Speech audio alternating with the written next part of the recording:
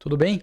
Se você não me conhece, meu nome é Caio Matias e eu ensino aqui você ou te ajudo a criar renda na Bolsa de Valores, renda mensal, para você complementar a sua aposentadoria ou usufruir, né, da renda da Bolsa para você viver bem. E hoje eu vou mostrar que acabou a vida fácil dos grafistas. Na verdade, nunca houve vida fácil nos grafistas, mas foi por terra, né, a chance de você ganhar dinheiro simplesmente olhando um gráfico e adivinhando se uma determinada ação vai subir ou vai cair, ou se uma opção vai subir ou vai cair. Tem um artigo, tá? Então, novo, isso aqui é algo lançado no mês de março de 2024, que é quando eu estou gravando, então um artigo super novo, com um machine learning, ou seja, uma inteligência artificial, que fez exatamente isso. Falou, olha, vou dar para o robô, né, o histórico do último ano, mês a mês, de todas as ações da Bolsa Americana, mostrando se caiu ou subiu a ação nos últimos 12 meses. E com base nisso, robô decida, né, quais são as ações que são mais promissoras de subir e quais são as menos promissoras ou até que devem cair. Será que o robô performou bem? Então já vou adiantar, o robô performou muito bem e não é só, né, tem uma série de detalhes aqui que eu vou mostrar e claro, qual que é o objetivo de eu mostrar isso? Que é a gente conseguir usar um pouco dessa inteligência do robô para a gente criar a nossa renda mensal na Bolsa de Valores. A evolução disso, que já está acontecendo e vai acontecer cada vez com mais força, é que a gente vai ter vários robôs sendo plugados em várias bolsas ao redor do mundo, inclusive na Bolsa Brasileira, e o mercado vai começar a ficar cada vez mais eficiente.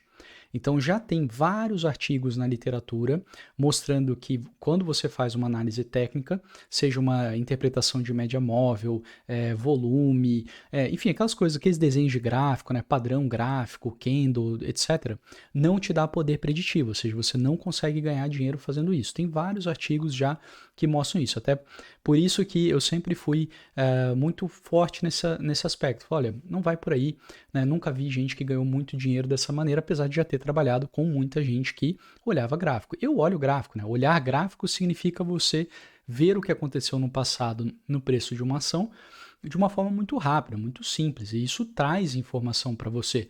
Será que é uma empresa cíclica, ou seja, o preço sacode muito, à medida que o país entra numa recessão, o preço da ação vai para a lama, quando o país cresce, o preço da ação decola? Ou será que é uma empresa mais estável, que ela vai bem, faça sol, faça chuva, ou seja, menos cíclica? Tudo isso é importante. Então, olhar o gráfico da ação é importante. Agora, o que aconteceu 1 mês, 2 meses, 3 meses, né? Se a ação subiu ou caiu, se isso vai indicar se ela vai continuar subindo ou caindo? Até então, tudo que a gente tinha de evidência, vamos dizer, com rigor científico, era de que não adiantava você fazer isso. Até que um robô mostrou que sim, adianta e ele pode fazer.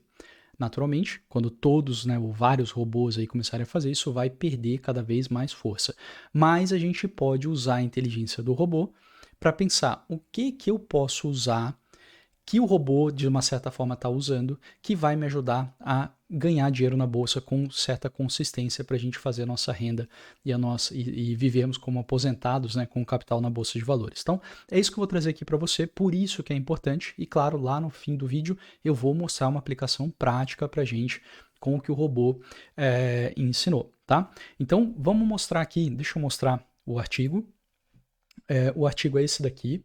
Esse jornal, Journal of Financial Economics, é um jornal de ponta, tá? Isso aqui, assim, vamos dizer, está entre os top 10 jornais, né, jornais de rigor científico desse setor, né, dessa área de conhecimento. Os autores, né, são lá da Georgia State University, então dos Estados Unidos, e basicamente, como eu expliquei, pega ali os últimos 12 meses de retorno. Detalhe para data, tá? Então isso daqui, ó, foi publicado, cadê? Foi enviado, foi aceito, né?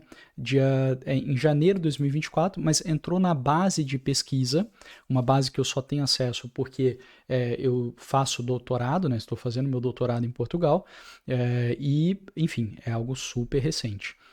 E, bom, tem muita coisa interessante, tá? Já vou mostrar aqui as coisas que são, vamos dizer, mais relevantes. Eu tenho um hábito, não sei se é um hábito ruim ou um hábito bom, mas de começar as coisas de trás para frente, tá? Porque quando a coisa de fato importa, né? Aí você vê, fala, poxa, realmente a coisa é boa, e aí vai olhando com mais detalhes. Então, se a gente olhar, por exemplo, este gráfico aqui, Deixa eu tentar trazer ele para a esquerda, para o meu rosto aqui não ficar na frente. Peraí, deixa eu trocar aqui eu de lado, vai ficar melhor. Passar para cá, para cá. Então, este gráfico aqui é o seguinte. São muitas ações, tá? Então a gente está falando da Bolsa Americana. E aí ele pegou todas as ações ali da Bolsa Americana, histórico gigantesco, estou falando desde 1932, e pegou esse histórico, esse monte de empresa e ordenou. Falou, olha, de todas essas, com base nos dados do último ano, de retorno dessa ação, é só isso, tá? Dado de retorno da ação nos últimos 12 meses. Não tem volume, não tem dados fundamentalistas da empresa, não tem nada, só o quanto retornou. Com base nisso, eu faço o forecast das empresas e eu digo, eu consigo ranquear, né, as empresas mais prováveis de subir bastante, né, e as que são menos prováveis. Isso é um forecasting. E aí eu faço o quê? Eu monto 10 carteiras, onde a primeira carteira entra os primeiros 10% das empresas com relação ao forecast, ou seja, as 10 piores, as 10 que se espera que vai subir muito pouco ou até cair, provavelmente cair. E aqui nos últimos 10%, entram as 10% melhores, ou seja, que tendem a subir mais. E aí eu faço o cálculo mês a mês, né, dessa minha carteira. Importante citar, e aqui eu já vou relacionando com outros vídeos que eu já fiz muito importantes. Quando ele pega, por exemplo, 10% das melhores empresas, que seria essa carteira aqui, MLER10, ele faz o quê? Ele pega ali as 10% das ações, né? Então não são 10 ações, tá? São mais do que 10 ações. 10% de todas as ações que tiveram melhor forecast, ou seja, que se espera que suba mais, e ele monta a carteira da seguinte forma: ele pondera pelo valor de mercado da ação, ou seja, a empresa maior, que tem maior valor de mercado, recebe maior peso na carteira, a que tem menor valor de mercado recebe menor peso. É assim que faz toda a ponderação aqui em todas as 10 carteiras. É assim que o Fama French faz também lá na carteira dele, que é um outro que ganhou o prêmio Nobel. Enfim, já fiz conteúdo aqui sobre montagem da sua carteira de ações e a importância de você ponderar suas ações pelo valor de mercado da empresa, tá? Qualquer coisa assiste, se inscreve no canal do YouTube e assiste esse vídeo meu de ponderação de empresa, que é algo muito importante. Ok, vamos lá. E aí, o que a gente tem aqui? A gente tem o retorno, a média do retorno mensal acima da taxa livre de risco. E a gente vê que a melhor carteira, realmente ela foi rendendo aqui o acumulado em 12 meses. Então seria um retorno, olha só que absurdo, né? Em 12 meses a gente está falando de um retorno de acima de 30% ao ano. Isso na média. Então isso aqui é uma carteira explosiva. Claro, aqui a gente está dentro da mentalidade, vamos dizer assim, de rigor científico, né? Mentalidade construtivista, ou seja, é um cenário simplificado, é um cenário sem taxa de corretagem, sem cobrança de imposto de renda, trocando as ações livremente, né, da carteira, né? Então não é um cenário totalmente realista, mas mesmo assim, se a gente botar uma performance dessa, botar todas as restrições que teria no mundo real, isso aqui é uma máquina absurda de ganhar dinheiro, tá? Ok, então a gente vê que realmente funciona e, mais importante, a gente vê que conforme a ordenação, né, de melhor para pior carteira, a gente vê que de fato foi respondendo, né? Se a melhor carteira foi a que teve maior rentabilidade, a segunda melhor foi a que teve a segunda melhor rentabilidade. Isso parece óbvio, mas não poderia não ser, né? Se o forecasting não funcionasse, ou seja, a previsão das ações que vão subir não funcionasse, a gente teria algo um pouquinho mais aleatório. A gente teria talvez a linha amarela ultrapassando aqui a outra linha, né? Então a gente vê que o robô tem uma robustez na previsão absurda, tá? Ok. Outra coisa interessante, e esse artigo é fantástico, tá? Para você ter ideia, uma das coisas que eles fizeram, não vou entrar aqui em detalhe sobre isso, mas eles também usaram o robô de imagem. Igual você pode ter um robô, por exemplo, para ler um raio-x de um paciente, né? Aqui no caso projeta, faz o gráfico da ação, né, do preço da ação ou do retorno da ação e diz para o robô, com base no gráfico, projetar. Então já existe o robô que sabe fazer isso. E ele usou e comparou o resultado dele, porque ele não está usando o gráfico aqui, está usando só o retorno dos últimos 12 meses. Mas comparou com a performance desse robô de gráfico, tá? Mas é só mais uma informação. Agora, isso daqui é bem legal, isso que eu vou mostrar, que é essa tabela aqui. O que está acontecendo? Então, existe algo muito importante no meio acadêmico, que é os fatores que a gente fala, investimento baseado em fatores. Isso foi quem fez, né, foram dois, quem fez não, assim, mas quem expandiu muito, né, e defendeu muito essa ideia, foram dois pesquisadores, o Fama e o French, né, o sobrenome deles, que ganharam o prêmio Nobel.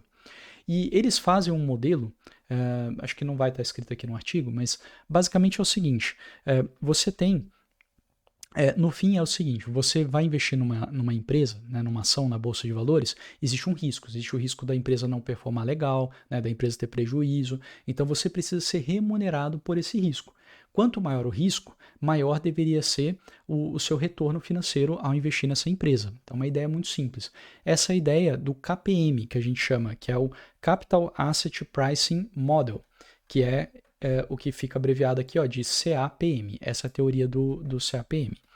Por outro lado, né, vários artigos mostraram que isso nem sempre era verdade. Às vezes você investia numa empresa que tinha menos risco, né, e apresentava um retorno maior do que outras que eram mais arriscadas. Aí a gente começa a entrar dentro de uma esfera de discussão, né? O que é risco? Então, isso aqui eu estou falando em termos de risco, seria volatilidade, seria o quanto chacoalha o papel, né? Ok, e aí vem o Fama e o French e tiveram a seguinte ideia, falaram, olha, peraí, isso aí está errado. Na verdade, quando você investe numa empresa que tem pouco valor de mercado, ou seja, numa empresa pequena, ela tem mais capacidade de crescer. Então, uma empresa que tem, vamos dizer, 1.000 clientes, para ela passar a ter 2.000 clientes é muito fácil. Agora, uma empresa gigantesca que atende 10 milhões, né, é muito difícil ela saltar para 20 milhões. Então, empresa small cap, ela é mais arriscada, mas ela vai entregar um retorno maior, por ser menor. Então, às vezes, ela pode nem ser mais arriscada, tão mais arriscada do que outra, mas simplesmente por ser menor, ela tende a dar um retorno maior para o acionista. E aí eles falaram, bom, vamos colocar isso aí num modelo, colocaram esse fator que a gente chama num modelo. E também pegaram outro fator que seria o fator do valuation, vamos dizer assim, né? Como que eles chegaram no valuation? Olha, uma empresa cujo valor negociado na bolsa esteja próximo do valor do patrimônio líquido dela, significa que ela está barata. Então, o que é patrimônio líquido? Se você não é empresário nem nada assim, patrimônio líquido é o dinheiro dos sócios. Então, o quanto que os sócios colocaram ali na empresa, basicamente isso é o patrimônio líquido. E à medida que a empresa vai tendo lucros, né, os lucros vão sendo incorporados no patrimônio líquido, parte vai embora como dividendo, a parte que fica na empresa é incorporada no patrimônio líquido. Então, naturalmente, quanto mais lucro a empresa vai tendo, né, mais o mercado vai precificando, ou seja, o patrimônio líquido vai subindo, mas o valor de mercado da empresa também vai subindo, porém, o mercado, ele antecipa resultados. Então, ele pega e faz o seguinte, fala, olha, o lucro que essa empresa vai ter durante os próximos 5 anos, eu já vou pôr no preço agora. Então, quem comprar a ação não vai estar comprando uma mamata, né? Não vai ser só comprar e aí espera a empresa ter lucro ano que vem e recebe dividendo. Não, os lucros dos próximos 5 anos já estão no preço agora. Então, a pessoa tem que comprar, a empresa tem que ter os lucros que já eram esperados pelos próximos 5 anos e só depois desse tempo é que a pessoa de fato começa a retornar aquele investimento dela. Ou ela compra, né, com esse lucro embutido pelos próximos 5 anos, mas a empresa começa a dar mais lucro do que era previsto. Aí, certamente, o preço da ação vai reagir. Né? Então, esse é o conceito básico de bolsa, é assim que a gente entra e compra uma empresa. Né? Bom, porém, a gente pode pensar que uma empresa que está sendo negociado, o valor no mercado está próximo do patrimônio líquido, é uma empresa que está mais descontada, ou seja, eu estou comprando com menos lucros embutidos ali dentro do preço da ação. Ou seja, eu teria mais facilidade de ter retorno com essa empresa, com esse investimento em ação. Fama e o French jogaram isso num modelo matemático, fizeram o que a gente chama de regressão, não vou entrar aqui na parte técnica, mas o fato é, eles mostraram que isso é verdade. As empresas menores entregam mais retorno do que as empresas maiores e as empresas com valor de mercado mais próximo ao patrimônio líquido entregam maior retorno do que as que têm valor de mercado muito acima do patrimônio líquido. Legal, eles mostraram isso. E aí, ou seja, né, e aí vem a teoria do mercado eficiente. Então, Caio, eu não preciso fazer nada, não preciso olhar gráfico de empresa, não preciso nem estudar a empresa. Eu só preciso fazer o seguinte, montar uma carteira super diversificada com empresas que sejam small caps e com empresas que tenham o valor de mercado próximo ao patrimônio líquido. Só isso, e aí eu vou ter retorno. Legal, bacana. Isso aí é o chamado investimento com base em fatores. Obviamente tem muito mais complexidade, tem vários outros fatores, né? Mas isso aí ganhou força, é o investimento passivo que a gente chama, então não vou selecionar a empresa, só vou selecionar os fatores que eu quero ter na minha carteira e vou montar uma carteira super diversificada e vou viver bem. Essa é a teoria, né, da diversificação, vamos dizer assim, do investimento com base em fatores. Que é o oposto, né, daquela ideia que até no Brasil acho que ainda é assim, vamos dizer assim, um pouco menos madura, onde você tem uma pessoa que tem uma habilidade fantástica de seleção de empresas, que vai selecionar ali as empresas que vão render absurdamente no próximo ano e vai ganhar muito dinheiro, né? Isso tem caído cada vez mais por terra, a gente vê que na verdade os gestores que são muito bons são gestores que sabem diversificar muito bem, que criam uma carteira interessante, que acham novos fatores, enfim, e aí entra toda a complexidade, vamos dizer assim, dos investimentos. Mas tudo isso é para te mostrar, aplicado aqui ao nosso conteúdo, que a gente tem o quê? A gente tem a aplicação da Machine Learning comparando com o modelo do Fama French.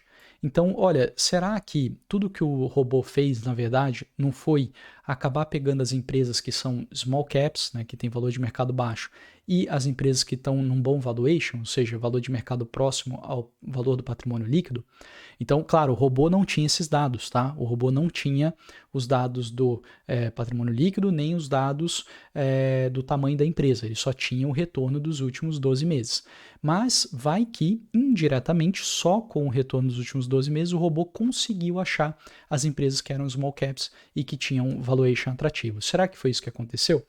E aí a gente vê que não. Por quê? Apenas 30% do resultado que o robô teve, tá?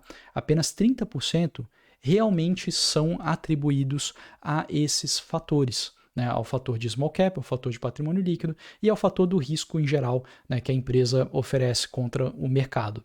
Então, somente 30%. Ok, e aí aí tem um fator técnico, ou seja, a gente vê que criou o alpha, é assim que a gente fala, então, ou seja, o robô, de fato, ele adicionou retorno na carteira, né?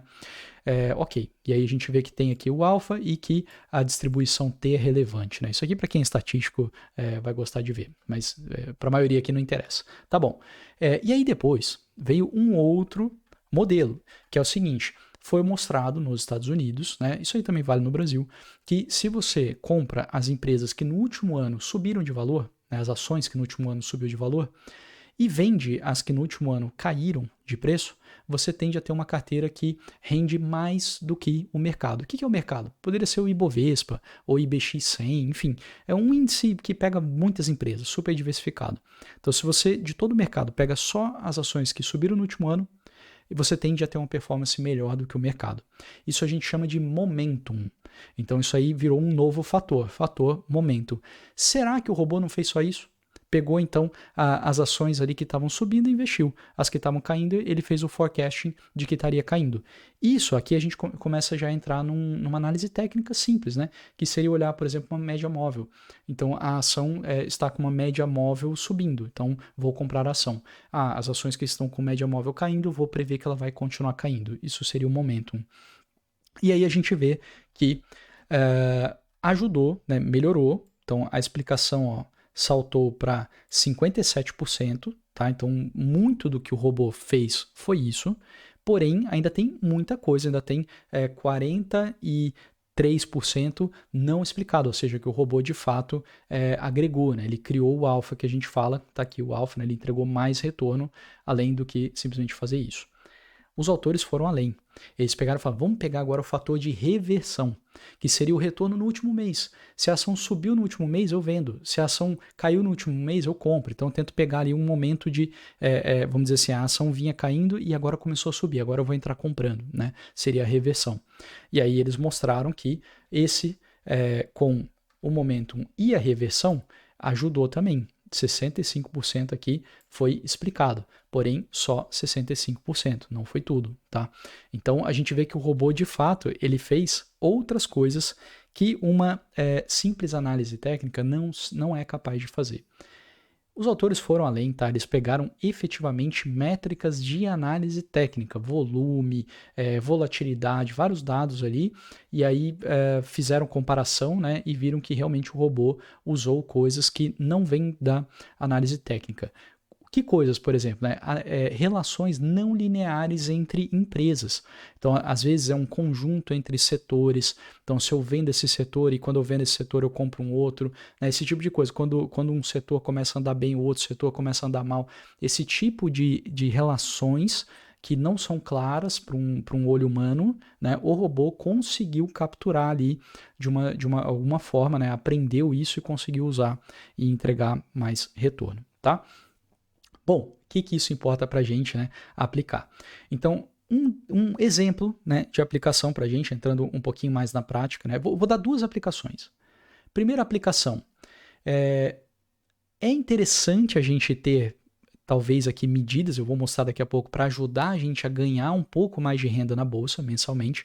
Porém, à medida que isso aqui for se tornando cada vez mais forte e a gente vai ter o robô do Morgan Stanley, o robô do JP Morgan, o robô do Credit Suisse, o robô do investidor não sei qual, vai ter vários robôs, isso aqui vai cada vez mais perder força. Né? E o mercado vai ficar mais eficiente. Isso significa que ninguém vai ganhar dinheiro? Não, não, não. Isso significa que vai ganhar dinheiro quem correr risco, quem de fato investir na empresa olhando longo prazo, nada de curto prazo, nada de tentativa de prever o comportamento dos investidores, porque cada vez mais o robô vai fazer o quê? Ele vai tirar o viés humano, ele vai tirar, né, a emoção, ele vai cada vez mais tirar isso do mercado, espera-se, né? E a gente vai ter o quê? A gente vai ter a análise pura. Essa empresa ela é boa, os clientes estão satisfeitos, os clientes continuam comprando, a barreira de entrada é alta, ou seja, é difícil uma empresa fazer o que essa empresa faz, a barreira de entrada para os fornecedores ela é baixa, ou seja, é fácil a empresa pegar um novo fornecedor para prover o produto que ela entrega, ou seja, coisas de business, isso aí vai continuar sendo válido. E a gente vai ganhar dinheiro como? Comprando ações e esperando o tempo passar. É assim que eu já ganho dinheiro, é assim que eu ensino os meus alunos a selecionar bem e ganhar com a passagem do tempo. Né? E enquanto a gente tiver alguma possibilidade de melhorar a nossa performance com alguma, por exemplo, um robô, uma análise técnica muito elaborada, legal, vamos usar. Né? Então a primeira aplicação é essa. Cada vez mais a bolsa vai ser o lugar de investimento de fato e não especulação. Segunda aplicação que eu quero trazer, a gente poderia aplicar o que o robô mostrou. Então, se o robô mostrou que, vamos dizer, 30% do retorno, né? Digamos que o robô ele conseguiu, ele é o melhor investidor que existe, né? Então, igual você tem o robô que é o melhor jogador de xadrez, então esse aqui é um robô que é o melhor investidor que existe no sentido de especulador, né? Vou trocar, tá? O melhor especulador que existe. 30% da performance desse especulador, estou falando de termos aqui simplistas, 30% veio de quê? Veio de, indiretamente, uma análise fundamentalista, tá? 30% veio disso.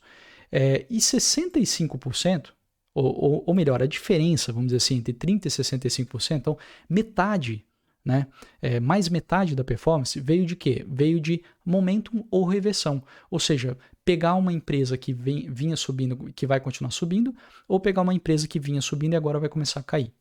Então eu vou fazer o quê? Eu vou te mostrar essa parte de fundamento, eu já falei muito aqui no YouTube, né? E aí lá no treinamento, por exemplo, na FIA, a gente tem basicamente 2 módulos sobre fundamento, tá? Módulo 2 e módulo 3, que é muito importante, toda na parte da seleção das empresas. O que a gente pode fazer em termos de momentum e de reversão? Então eu vou mostrar aqui uma planilhinha, já aplicando para a gente aqui ó, no BOVA11. O que eu estou fazendo aqui? A linha cinza, ela é o CDI. Deixa eu ver se eu consigo deixar minha foto aqui de novo, tá atrapalhando. Né? Eu vou botar eu lá no cantinho lá em cima. Tá, a gente tem aqui a linha cinza, é o CDI, então seria o investimento na renda fixa, livre de risco. A gente tem a linha laranja, o Ibovespa, desde 2008, tá? Ok. Aí até aquela discussão, né? Aí, ó, tá vendo? O Ibovespa não bate, né, o CDI, porque aqui, ó, no final o CDI tá acima do Ibovespa. Claro que isso aqui vai depender do período, né? Se pegar, por exemplo, esse período aqui, né? 2016, depois do impeachment da Dilma, aí o Ibovespa vai bater o CDI, né? Provavelmente, pelo que eu tô olhando aqui graficamente, né? Mas ok.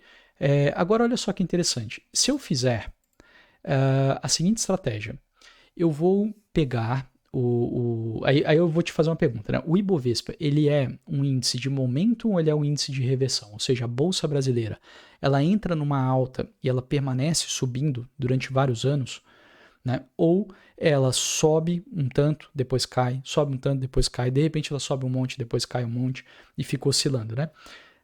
Acho que você já vai pensar que é mais de oscilação, seria mais de reversão, né? Bom, vamos fazer o seguinte, eu vou pegar a máxima de um ano, tá? 252 dias úteis, então a máxima de um ano, e vou comparar com a máxima de um mês. Aliás, primeiro eu vou fazer o seguinte, eu vou fazer um prazo mais longo, vou fazer 4 meses. Por que 4 meses? 4 meses, todas as empresas ali já vão ter divulgado algum balanço. Então, é um cenário que eu já tive muita informação nova entrando na bolsa. A cada 4 meses, se a minha máxima de 4 meses não superou a máxima de um ano, eu vou considerar que a bolsa está sem força de subir, né? Ela não está mais conseguindo subir. Ou seja, seria um indicativo de que está na hora de eu cortar a posição em ações. Ao contrário, se a mínima de 4 meses não estiver mais abaixo, né, ou não estiver mais ali junto com a mínima de um ano, eu vou considerar que a bolsa já parou de cair, e aí eu vou comprar. Só que isso num cenário de 4 meses, ou seja, um cenário lento. Então, isso aqui eu estou supondo que a bolsa ela vai em movimentos, né, que duram bastante tempo, né, pelo menos 4 meses aí. Tá, o que vai acontecer? Então, eu vou colocar aqui 4 meses, 4 vezes 21, tá? Que seria a nossa contagem de dias úteis, vai dar 84 dias úteis. Se eu fizer essa estratégia, né, de vender nesses momentos e comprar nesses momentos, a minha carteira, que é a linha azul, tá andando praticamente igual ao Ibovespa. Então, começou aqui, depois, ó, de 2010 em diante, até que teve uma performance melhor, só que depois foi a mesma coisa, né? E acabou no mesmo lugar também. E o meu índice Sharp, o que é o índice Sharp? É o quanto que eu tive de retorno. Aliás, peraí, deixa eu mostrar aqui, não estava mostrando. Ó. Tá aqui, ó. Meu índice Sharp é este aqui. E o gráfico azul é o que andou junto com o gráfico laranja.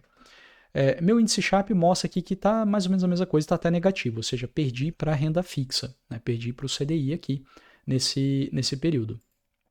Tá, agora olha só, e se eu usasse um mês? Então, se a minha máxima de um mês já está abaixo da máxima do último ano, eu vendo. Se a mínima de um mês está acima da mínima de um ano, eu compro. Então, aqui já seria um comportamento mais de reversão. Então, vou colocar aqui 21. Olha o que acontece com a minha carteira. Ó. Então, eu saí de 10 mil reais e agora eu teria quase 60 mil reais com esse tipo de investimento. Enquanto se eu só investisse no Ibovespa, eu estaria ali no 30. Então, eu dobrei. E ganhei muito da renda fixa, ganhei muito do CDI. De novo, o que eu estou fazendo aqui? É a coisa mais simples possível. Compro o Ibovespa, que você pode comprar via uma ETF na bolsa, né, o BOVA11. Compro o Ibovespa, máxima de um mês. Descolou da máxima de um ano, eu vendo. Máxima de desculpa, aqui eu estou vendendo metade, tá? Vendo metade da minha posição e continuo comprado só em metade no Ibovespa. Chegou ali na mínima, né? Minha mínima de um mês está acima da mínima de um ano, né? Descolou da mínima de um ano, eu vou lá e volto para a posição cheia, ou seja, eu compro aquela metade que eu tinha vendido. Só isso. Então eu acabo vendendo ali nas altas e comprando nas baixas. E como tem um índice de reversão muito grande, né? Eu consigo ter uma carteira muito mais rentável. E aí vem a grande surpresa, né? Que é um Sharp muito mais interessante, ou seja, eu consegui mais retorno com menos risco. Olha só que legal. Até porque eu estou só chaveando da bolsa para renda fixa, né? Então estou indo para algo que é mais seguro nos melhores momentos, tá? Mas isso você vê que não é trivial, porque eu precisei saber que o Ibovespa faz bastante reversão. Como seria isso no S&P 500, na bolsa americana? Já seria bem diferente. Deixa eu mostrar aqui, ó. Olha lá, ó. No S&P 500, eu já não teria essa rentabilidade.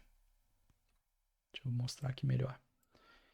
Aqui eu tenho um histórico bem melhor, né? Vou lá de 2002 e colocando aqui, por exemplo, 21 dias úteis, né, que seria ali para um mês, a minha carteira, que é a linha azul, perdeu para o investimento no S&P, ou seja, eu fiquei fazendo isso, né, indo para renda fixa ali quando estava muito alto, comprando quando estava lá embaixo, e perdi do que se eu só tivesse comprado e segurado.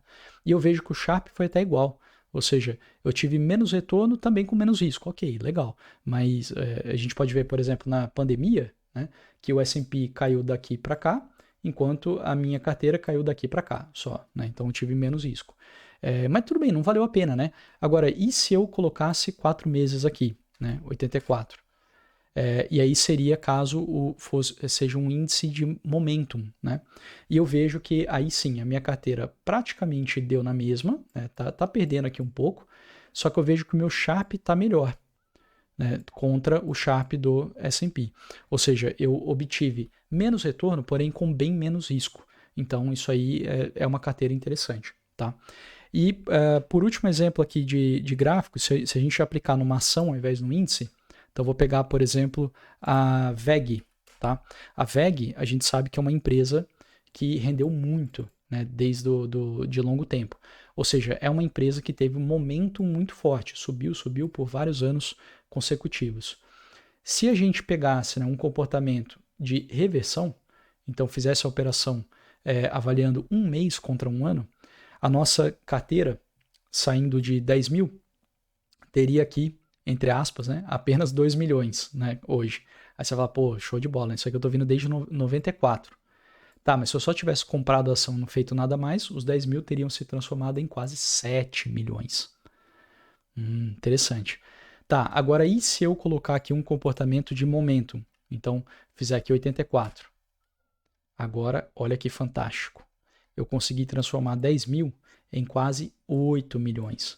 E o meu Sharp está melhor. Eu consegui mais retorno com menos risco. Tá? Ok, vou acabar por aqui dizendo como que a gente aplica. Por exemplo, se eu não sei se a empresa é de curto prazo, né, de reversão ou de momento, eu posso talvez pegar no meio, né? Então posso fazer, por exemplo, talvez aqui um 52. E aí eu vejo que na VEG, no caso, beleza, né, tive menos retorno, mas ainda é um retorno absurdo, né, 10 mil se tornando quase 3 milhões. No caso do Ibovespa, vamos ver o que aconteceria. Eu teria batido o CDI, estaria com um Sharpe positivo, ou seja, uma carteira que rendeu bem mais, tá? No caso do S&P, vamos ver o que aconteceria. Eu teria aqui também um retorno um pouco inferior ao S&P, mas ainda um retorno fantástico, saindo de 10 mil e tendo quase 40 mil dólares. Então, um retorno muito bom. E aí, para fechar, vamos dizer assim, com chave de ouro, você pode fazer esse tipo de gerenciamento com opções.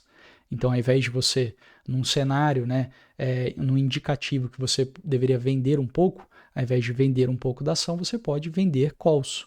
Num cenário de que você deveria comprar mais papel, ao invés de comprar mais papel, você pode vender puts.